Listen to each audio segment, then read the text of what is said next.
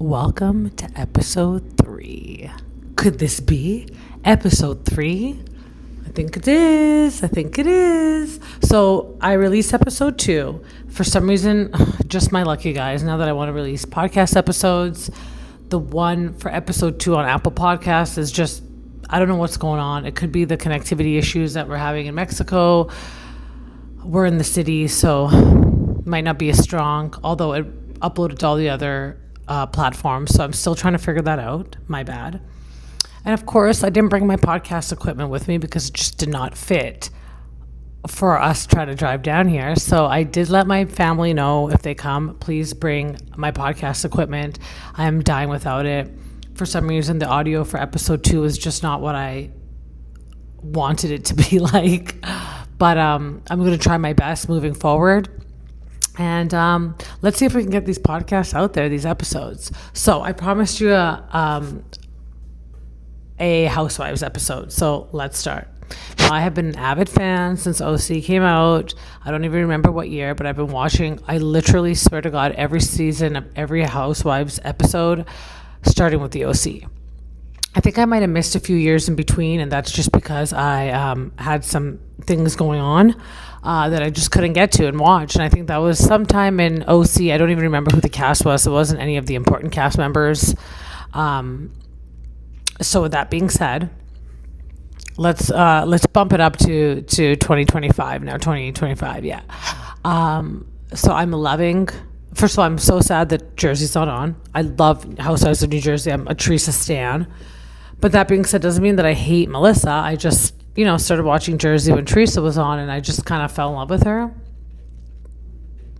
And then moving forward, I kind of fell in love with OC, the Beverly Hills. I love, the one thing I do love about it is, the elegance of it. I love, just the richness. It's just so cool to see them be so rich and, something to aspire to, Also, I don't really have many friends in my life. So when I see them get crazy, it's just do people actually behave like this? I didn't know that type of stuff existed. But it's definitely fun to watch. And I'm in love with Miami. One thing I love about Miami are the colors. That's just how I colored my house. If anyone knows me, I'm pink everything. I have the pink little strobe lights everywhere. Not even strobe, just the pink lights. So when you turn off your regular lights, everything looks pink in the house with the plants. And I love color. I did go through an emo stage, and I love having black hair, I love that. But I love color. I think that when you wake up and you see color, it's just that pop. Miami's got such nice color. And with that being said, moving on to Salt Lake City has that pop of color too, although I don't think I'd ever live in Utah. I just came from Vancouver. Weather seems very similar. You have winters and you have summers. I don't really see much in between. Mind you, I think Vancouver does have fall, but I just never see the winter kind of blends into the fall. And the odd time that they do have a winter, it's crazy. It's bizarre snow and people don't know how to drive. Anyways, I do love Salt Lake City. I think out of all the franchises, I follow almost all the cast of Salt Lake City. They're just so cool. I love Mary. I love Angie. I love Bronwyn. I love Lisa Barlow. I love Meredith. I mean, obviously when you watch shows, there's those times that you just want to knock one in someone's head and be what are you thinking? Why wouldn't you, But I think that's what makes it so interesting to watch. Heather, I just unfortunately have not really had an interest to really follow her life, although she's great on the show. And Brittany, oh God, Brittany's just interesting. Let's just leave it that way. And I do see a lot of the comments and people say that Brittany kind of is what they needed. I mean, sure, I'm so surprised that she brings this sort of dumb persona to the cameras because she is a realtor and she's saying that she's a developer. And it's those people are generally smart, but maybe she just has camera shyness. So it just kind of comes out as awkwardness, I don't understand her man issues either. I'm a single mom and I would never ditch my kid for a man. In fact, I tell most men, if you can't wait until my daughter's in university, then you're not the one. And typically and usually they don't wait. So he wasn't the one.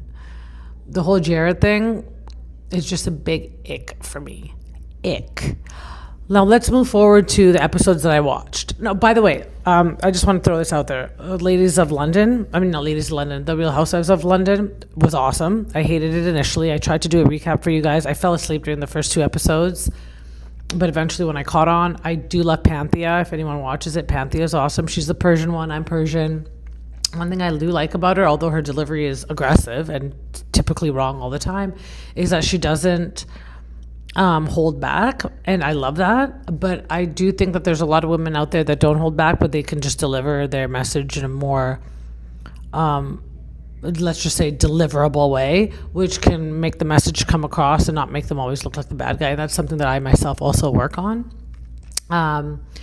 There's also The Real Housewives of Cheshire, and I don't know if you guys watched that. It's in the UK, and it was way before the Real Housewives of London came on. And I don't think it has any association with Bravo, but that is a good one as well. I love The Real Housewives of Cheshire. I've been watching that from the beginning. There was a Persian girl on that as well. There's a lot of Persians. The UK is very multicultural, I've learned, and I kind of like that. I did go to London when I was younger on our way from Iran to Canada. We made some stops in England overnight. So it's just nice. It's just nice to see, nice to see other countries. I don't really get into the South African ones. It's just not, Dubai was good. I love Dubai. I'm sad that it's kind of stopped. I love Caroline Stanbury. I think she's an amazing powerhouse of a woman. But yeah, so let's move forward to the latest episode of Salt Lake City. First of all, some of the headlines that I seen was Bronwyn. I mean, I'm not trying to throw anyone under the bus, but we all have pasts, and I don't think there's anything wrong with that. I think part of having a past is who you are in the present and who you end up becoming in the future. And if people can't accept that, then let's check out the skeletons in their closet. But the only difference is when you are on TV. And I think when you're on The Housewives, it's so different because they don't really do this with celebrities in terms of like actors, actresses, although it has happened. But I think now that reality TV is so much more predominant, they do it a lot more with reality TV stars because apparently these reality TV stars are portraying their real life. So it's like, wait a minute, that's not real life. Whereas like you watch an actor on a TV show or a movie, that actor's just playing a role. So they're less inclined to want to dig up their past because it's not like that actor is going on saying this and that about themselves. They're just simply playing a role. It can get controversial when that actor appears in interviews and whatnot and starts saying controversial things.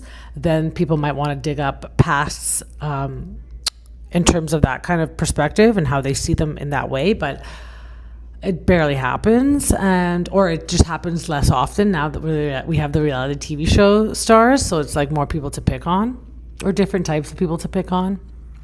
But Bronwyn was recently in the press for some things that she did before. To be honest, I didn't even care. I looked at it and I'm like, this isn't even that serious. I don't know, some of my, the people that might be like, oh my God, like it's not that serious. People have done way worse, like kill people. But nonetheless, it still was her past. And I think it does come with the territory. Like I think to myself, if I were to ever to be asked on these shows, there's going to be so much stuff dug up about me. And with that being said, I still have people that hate me that want to see me go down. But I think you just kind of have to outweigh that, be like, okay, is this really going to come back to haunt me in a negative way or bad way? I mean, are people going to talk about it? Sure. You are like a celebrity now. Of course, people are going to talk about every aspect of your life. But is it really going to change things for you that people know? I don't think so. If it's something that, for example, like you did something wrong that's hidden and like no one knows, and like you're within statute of limitations and people can still come after you for it, that might be something to reconsider and decide if you really want to go and be on a public platform at that time. But I don't think anything that Bronwyn's done is that crazy, to be honest. And if she was to get in trouble for it, she'd already be in trouble for it. Realize this filmed a year ago, and I know it's airing now, but all the stuff that they're talking about was stuff that was in the press from a year ago. I didn't hear about it in the press a year ago because, they film and then it takes all this time to go into production and edit and then until it comes out on air, right? Even when they were filming and had come out into the local press or whatnot, I still didn't hear about it. So I don't think it's as big of a deal as they're making it out to be, but nonetheless, they need a TV show. And so you're going to get some dramatization out of that, some production out of that. Do I think the whole ganging up on Lisa Barlow, like with the latest episode, so they go on the yacht? Me and my daughter were laughing hysterically because it was like a combination. Now, I know they're not going to air it on Below Deck Mediterranean or Below Deck Med or Below Deck Down Under, but it was the Below Deck Down Under crew. So you had Captain Jason and Chef Ben and Daisy and, Joao and all those guys on it. So, but it was funny to watch them watch these housewives go crazy. And I kept telling my daughter, I'm like, I cannot wait for them to see each other at BravoCon and how that's going to unfold. Because, I mean, emotions were high. And people were in tears. A grown-ass woman in tears fighting in front of this crew. And I know that this is not going to air on their show because it's more focused on the housewives. Unless they did it where like the housewives are barely in it and you can see them having their reactions and their kind of drama, because typically like the Below Decks are all focused on their drama, who's dating who, how they kind of act behind the doors, But oh my God, it was hysterical to watch and kind of embarrassing. But I mean, that's what makes good TV.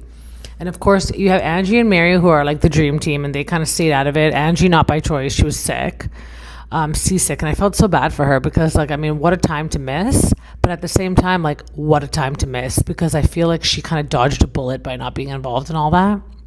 And Mary being the good friend that she is. I absolutely love Mary. I never used to, but then, when people can be such hard exteriors, but then such soft interiors, and you kind of find that out. Get it? Exterior, interior. I did a little Below Deck thing right there. But I'm just saying, when you can kind of see their vulnerability come through, it's just so touching to watch. And one thing I love about Mary, and I feel like she's a lot like me in the sense, like, when you love hard, you also hurt just as hard. And I think that comes from just being a person that loves so much. I'm also an addict. I've been clean and sober for 4+ years. And I was sober once for 5 years, and then I had a relapse. So these are things that I'll get into on other podcasts, but it resonates with me so much. And I just hope that she knows that there is light at the end of the tunnel. And same for her son. Like, people are like, they shouldn't have aired, maybe in the moment. I mean, I'm the type of person that when I'm going through things, it's hard for me to talk about it in real time, but once it's passed and I'm over it, I can bring so much knowledge and wisdom to the people that definitely need it, and sort of give my 2 cents and my advice, and but for them to do it, it's just so courageous. It's anything but courageous. It's everything and being courageous. Am I saying this right? Like, it takes so much strength and courage to put it out there in real time, and I'm just so proud of them. And I feel like that's the best that you can do. People suffer silently in addiction and no one knows until it's too late, and they're like, I just wish that they would have told somebody. Well, now he's expressed it to the entire world, and so there's going to be so many resources and people and things that he can get involved with and reach out to, an abundance compared to the person that kind of keeps it silent or doesn't have the platform that he and his mother have, that I just think it's just so good to see. It's definitely going to help people out there, and they should be anything but embarrassed. They should not listen to the critics say they should not spoke about this. This is the number one. People want to see it in real time. I even say, for example, like the Kardashians, like, it's fun to watch them be all dressed up and stuff, but I want to see who pulls out the credit card, who pays for things. Like, does Kim actually does have a credit card? She never carries around a purse. Who's paying for the dinners? Like, that would make it so much more relatable, right? Than just watching them dress in nice clothes, which we love. We love the fanciness of it, but we also want to know the little details, I think that time that they went to, and I know I'm kind of digressing here, but when they went to In-N-Out Burger and Chris pulled out the $100 bill wanting to pay for everybody, and Chloe's like, don't worry, I have cash. Like, that was nice to see, because we don't see that amongst them quite often. And it's nice to see, like, who pays for things when you guys go out.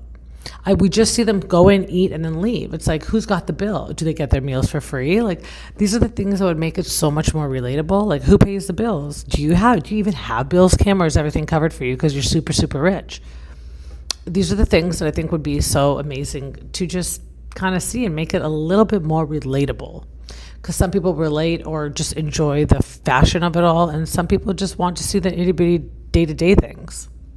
So back to Mary and her son, I just think that it's so profound that they were and agreed to show it, and it's nothing to be ashamed of. He is an adult and he's going to help people, and part of being in the program of 12 steps, and I want to say NA and AA, and I know that's breaking anonymity. I personally recover out loud. I share my recovery to whoever asks, because how else is anyone going to hear that? Sure, it's attraction rather than promotion, but by attracting, I still have to and feel like I need to say where the resources are available so people can understand the underlying of what they see, what they're attracted to. These are the sources of what made me like this. So I think it's so powerful, and I just commend them for it. So part of being in the 12-step program is to give, you keep what you have by giving it away. And how can you do that if you're not sharing with other people your journey? You're not sending a message. There's always a message in the mess, and I think he's got that part of the traditions already covered. So I'm proud of him for it, and I just hope that Mary kind of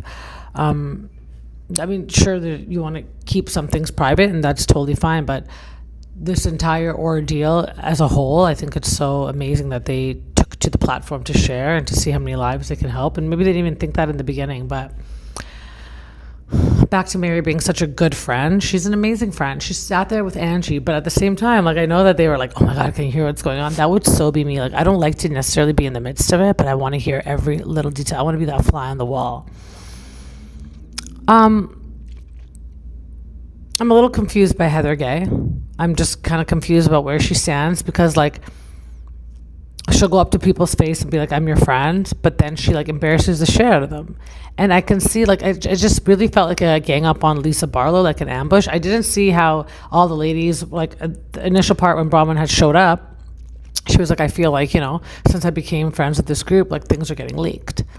And the only person that stood up and said anything was Lisa Barlow. And I don't think she was at all saying that she was guilty. I think she just knew that the fingers are automatically going to be pointed at her, because it's not the first time that the fingers are pointed at her. Does Lisa sometimes bother the shit out of me? Of course she does. The first few episodes, with the whole, how she had the posters and dismiss. I'm like, okay, if I was there, I would chop those posters in half like a freaking karate chop. I'd be like, this is not answering anything. And every time someone asked her a question, she'd be like, it's none of your business. Well, then what's the point of this? But that ambush on the boat was not cool. And Heather, why are you talking the most? I thought it was Bronwyn that was in the press. For all we know, nothing about you has been in the press. So why are you ganging up on Lisa Barlow? And I just think delivery is 50% of it. And she just did not deliver it crazy. She just kind of wanted to be she didn't want to look like she was talking SHIT behind people's backs. So she went in being like, okay, I'm just going to say it. That was a bit aggressive. If you really want someone to admit to something, I don't think that you can come in as that aggressive. You kind of have to warm the pot, let the solid melt a little bit and become liquid, and then you can kind of go in, but you don't have to go in that hard, because it's if they did it, it's there. It's at the tip of their tongue. It's just making the water hot enough and the substance melt enough that it can just be at the right temperature to kind of leak, But what they did to Lisa, every time it's a gang up on Lisa, it's kind of getting, we get it. She leaks stuff. I mean, it was evident from when Angie came to Meredith and said she asked me to dig up dirt. Was Angie innocent? No. But, that's what confessions are for. That's why people go to Catholic Church and they go into confessions. They do the bad thing, then they ask for forgiveness later.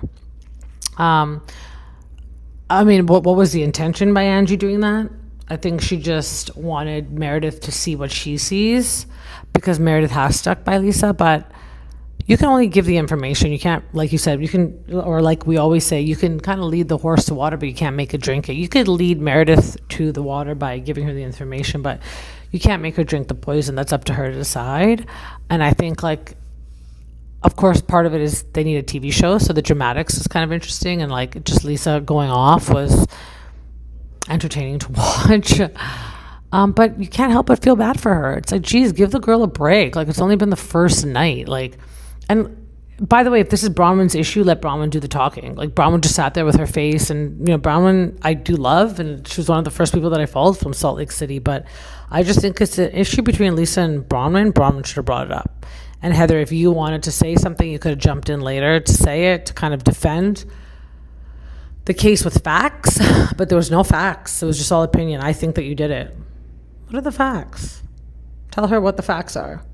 What makes you think this? I think when you bring facts to the table, the reason that I think that you're like this is because of this, this, and this. But just kind of throwing it out there for good pyrotechnics for the TV show is just a bit getting old, I think, in my opinion.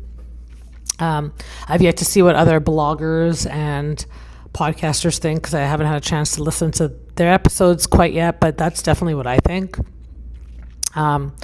Do I think Lisa could be responsible? Of course. And I mean, the production didn't do her any service by showing all those things where she goes and asks people. She just probably knows a lot of people, and when she asks, it's 6 degrees of separation. Somebody knows somebody, so everyone has dirt on someone that she's asking about. But does she deserve the treatment that she's getting? No. And again, I thought it was an issue with Bronwyn. Like, Bronwyn came and brought it, and although Bronwyn wasn't in the room and it was Whitney and Heather chatting, I think Whitney has her own reasons to think that it could be Lisa, from the whole Temu / whatever scandal that was a few years ago. Heather probably has her own reasons, although Heather's not being forth. There's something missing with the Heather part that I think that it hasn't been brought to light yet, because Heather definitely is like so gung-ho about Lisa being this leaker. And I know a lot of other podcasters, or as you could say, bloggers, will say that it's just becoming like, why redundant? Like, why are so many people going to the blogs and podcasts? Well, look at how many podcasts there are. People have it's just the new thing. It's just like when people fight through podcasts, like you have someone saying her side of the story, and then the next podcast, the other person says their side, then they're not actually talking face to face. They're just talking through podcasts. Like, it's the day and age, like, get with it. You can't tell people to not go to blogs or podcasts anymore. Like, that's just the way that it is, You can make people sign all the NDAs and everything, but it's just, the times are changing, like, and people are keeping up. And just like having any friendship, like, sometimes you're friends with people and sometimes those friendships break and fall through, and it just so happens that the person on the other end happens to be a blogger, and it's their stupidity that kind of is the thing that gets leaked, and they start leaking all the person's information. But at the same time, like, you can't be that gullible and think that this person's going to be your friend for life, no matter how many baby carriages you buy them, Jen Aiden. Anyways, so when it got to the part with them yelling at Lisa, not just the first night, like, Bronwyn brought it up, but the second night, it was kind of tough to watch. I kind of felt bad for Lisa. I'm kind of excited to see the next episode, like how it goes. I mean, Salt Lake City does not disappoint. It's kind of really like on your edge, It's got to be one of the best, I think, in the franchise. Their production is so good. Even at the beginning, like how they kind of put Below Deck there, and then they put the Salt Lake City, like the titles at the beginning. Like, it was so good how they kind of merged it. But I'm interested to see how it's gonna end up. Let's quickly move on to Orange County, because I'm not doing per episode. I'm just doing what I have off the top of my head right now. I loved when Alexis got back, and I wish that Alexis was still on. And a lot of people might disagree with me. And now that Gretchen's on, like, they're destroying it for her. Like, I'm sorry that new blood is coming on. I'm sorry. One thing I don't like is how, like, for example, you'll see on the 2T's podcast, they're always, and Dolores is infamous for this, well, they got to make a show. Like, production told them. Well, you know how they edit it. Like, stop saying that, because it's starting to make these reality shows that are supposed to be real look like they're completely freaking fake. So, yeah, they're real. But then why bring in all I think that it's okay to break the fourth wall in the show, but I think these bloggers that do all these podcasts should really stop mentioning that, because it's making it look really fake. It's making it sound fake. It's making it look fake. It's making it look like it's dramatized for the show. It's just not fun to hear that anymore. So stop saying it. If everything is just for the show, then it's fake. That means it's fake. That means, like, it's The Hills. Just because production is not the one putting things in your ear, you guys are putting things in each other's ear. It's fake. That's called being fake. What's real is that, well, the production came into your ear and said, oh, no, that's not real. That's fake. If production says, look, it's a little bit of a stale scene, maybe you should say this, and you're telling us that's fake. Just because there's no script. It's fake reality television. Because someone's going to argue now and be like, well, no, because reality television means that there's no script, and scripted television means that there is a script. Okay, so it's reality television, but it's fake reality television. And we wouldn't have known that. But the ones that are doing these podcasts are constantly saying, well, I'm surprised that they're still employed with Bravo, the way that they speak of it and how they're constantly saying that it's a production. We get it. They edit and they produce. Because you guys couldn't do it on your own. And if you did, it'd be boring to watch. But you don't have to keep reminding us that when someone makes a mistake or looks bad, that it's because production decided or the editing decided and they missed the whole 3 hours of the conversation. You still said it. If you didn't want that to be said, just stick to what you want aired and don't say anything else. And then they'll pick apart what you want aired and they'll put it together and hopefully you'll get what you want. But people constantly blaming the production. Like, again, I'm so surprised these people are still employed by Bravo and whoever, because they're constantly talking about how production did this and I was supposed to do this. And they didn't show this. They didn't show it. They didn't show it. Now, I might feel different if I was on TV, but I think that one thing I think that these contracts need to include is you cannot stop talking about production. You can break the fourth wall on the show and then they can decide if they want to keep it or not, but stop talking about it on the blogs, on the podcasts, and the press that you edited bad. Like, it just makes it look complete. It doesn't make it look as real as we had expected it to be or think that it would be or want it to be, It's starting to look really, really bad. So, again, with Gretchen, I love Gretchen. I do think that the way that she approached Tamara at that party that Emily threw was a bit aggressive. And then the whole yelling things out at the end, like, walk away, B, walk away, walk the F away. It was a bit trashy to me, she didn't look her best there. And that's where kind of Tamara won, because Tamara didn't behave that way. Tamara, all she did was walk away. And what are we told growing up? Don't fight the person. If you don't like what's going on, you walk away. And that's exactly what she did. So I don't think there was anything wrong with that. Did she not face the demons? Did she not want to talk about the issue that she created? Sure. But I still think that there's a lot that Gretchen does that kind of instigates it. And I know that you're only responsible for your reaction to things. And that's why I think Tamara wins and she's won the audience, is because she controls her reaction to Gretchen, especially to Gretchen. She doesn't allow Gretchen to win. But Gretchen cannot keep herself composed or control her reaction when it comes to Tamara. And it just makes her look like she's so triggered by Tamara.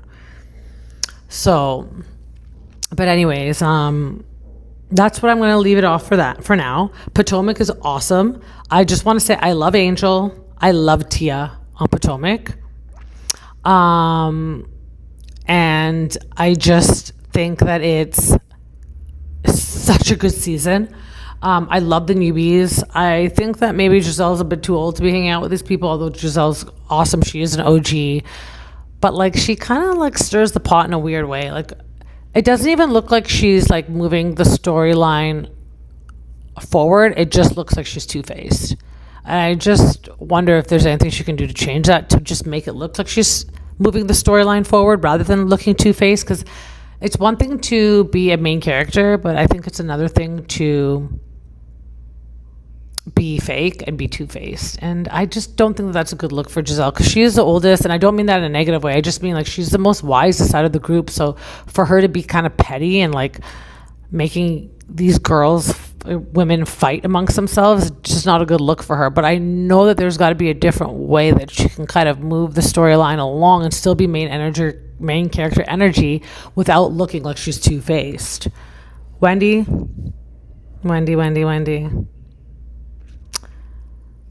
you really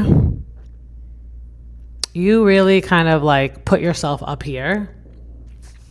And even with all the stuff going on, I just don't get why she just doesn't humble herself. And there's the way she looks at people sideways, and it's not a good look. I don't think even if she's the best person on that cast, it doesn't make her look good. And this is what I learned from these people when I watch them. It's like, do you always need to be so condescending? I know people that have educations. I have some family. I know I have family that have gone to university and whatnot. I always think that they're so much better than other people. But Wendy just thinks that people are beneath her. She doesn't think that she's better than people. She just thinks that people are beneath her. And it's like, why are you even in this group of friends if you're so much above them? This is supposed to be an ensemble cast. She never talks about herself. I think we've seen one thing, and then when this whole thing happened, she quit the show. Like, what? What do you mean you quit the show? Come on, man. Come back on. We want to talk about it. We want to see. We want to see how you overcome it. You're such a strong woman, right? Like, I would love to see it, because I think that her kind of like high mightiness might not even be conscious. Like, she might do it subconsciously, because she's so confident in that part of her life. Like, I know maybe looks wise she's not so confident. I can just tell with some of the clothes that she wears and how she carries her body that she's not always the most confident in her body. But we knew that from the beginning, because first season, second season, she got all these surgeries.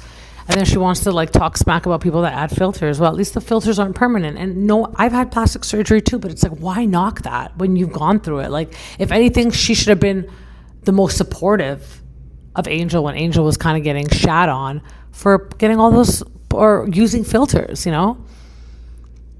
I feel like Angel could have also defended herself better, like being like, you know what, I took 1,000 photos and that was, I felt looked the best. I do that too. Sometimes I stay there and I take thousands of photos of myself in the mirror because I just have no friends and no other things to do. And I pick the one that looks the best, and it might not always look 1,000% like me, but to me it looks the best. It looks like I almost did have a filter. What's wrong with that? Who cares? Like, why is that even a topic of discussion? You know, like, and Ashley Darby, I think, needs to just leave the show. I'm sorry. I think she's beautiful, but she's just not. What is she even fighting with people about? Like, what? I just think about their kids, and if their kids ever watch them on the show one day, like, is this the behavior that they, or the example that they want to set for their kids? I bet you of all the people, Wendy would be like, yeah, I do, but I think that you might want your kids to be a little bit more humble, not necessarily think that they're better than, listen, thinking that you're better than people and thinking that you're the best can be two separate things, but true at the same time. You don't have to be better than people to think that you're the best. You can be the best version of you without having to be better than other people. Because once you start thinking that you're better than other people and you start comparing yourself to other people, and that doesn't mean that you can't be competitive or have that competitive edge, but once you start doing that, now you're putting yourself on a pedestal compared to other people, and that is your only comparison to other people. You're not comparing yourself to how you were yesterday or how you were last year or how you were the day before or how you were 3 minutes ago. If you're using people as your like gauge, then it becomes a little bit more dangerous and risky, I think, because there's always going to be people that are better than you, and there's always going to be people that are under you, but you can't use other people as your gauge. You can only use your own self and your past experiences as your gauge. And I find like she would be the only person that would be kind of like, yeah, I don't care if my kids see me like this. Like, this is a good version to be, but I don't know. She's lost me for sure. I did love her the first season. I was like, damn, this girl, like with the degrees and stuff. But then like the attitude sort of changed, and it wasn't so much about her accomplishments, but like it became about how she's better than the other girls on the show, and that just kind of changed the tone for me when it came to her. But anyways, I'm going to try to keep up more with the Housewives. There's a couple episodes this week that have aired. I'm going to be a little bit more consistent next week. I'm going to figure out my podcast, you guys, I swear. Hopefully the audio is better on this. I have one here and I have one here. Hopefully my podcast equipment comes before Christmas, because it was so good. It works so good, and we can start getting some good audio out. Also, my Wi-Fi connection, I need to figure that out. If you guys are not into the podcasts, or sorry, not into the Housewives, just skip this episode. You should have skipped this episode, because I'm going to be talking about everything. The next episode is going to be a little bit more about bodybuilding and fitness, and then I'm going to do another episode after that, which is just answering some questions. So yeah, I'm kind of excited to be back more consistently, and hopefully you guys are engaged. And if there's anything that you want to hear, please message me. Please follow, rate, subscribe. I really appreciate it. And I'm going to fix the Apple Podcast issue. And until next time, you guys just keep fit and have fun.